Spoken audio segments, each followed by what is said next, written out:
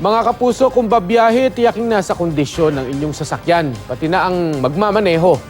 Sa Padre Garcia, Batangas, 2 jeep ang nagkasalpukan nang atakihin daw sa puso ang isa sa mga driver. Makibalita tayo kay Argil Relator.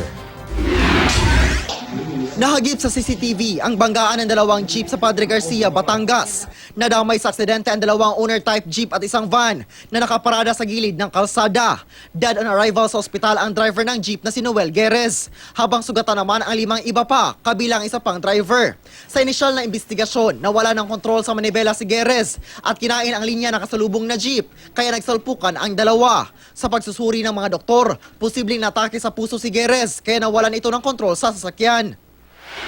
Pahirapan naman ang pag-rescue sa rider ng motorsiklo matapos bumangga at pumailalim sa bus sa Toril, Davao City. Sinubukan pang dalhin sa ospital ang biktima pero dead on arrival. Ayon sa bus driver, mabilis ang takbo ng rider. Posibleng maharap sa reklamong reckless imprudence resulting in homicide ang bus driver.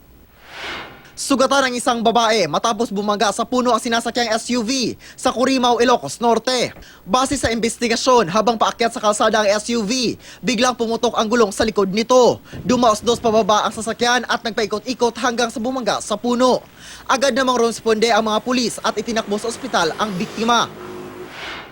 Naipit ang driver ng truck na ito matapos sumalpok sa bus sa Edsa Muñoz, Quezon City. Muntikan ding maipit ang 2 niyang pahinante. Sugatan din at agad na dinala sa ospital ang isa pang pasahero ng bus matapos tamaan ng mga bubog mula sa nabasag na bahagi ng bintana. Ayon sa isang sakay ng truck, mabilis ang takbo ng bus. Sabi naman ng driver ng bus, wala sa tamang lane ang truck. Iniimbestigahan na ang insidente. Argil Relator, Nagbabalita, Pilipinas.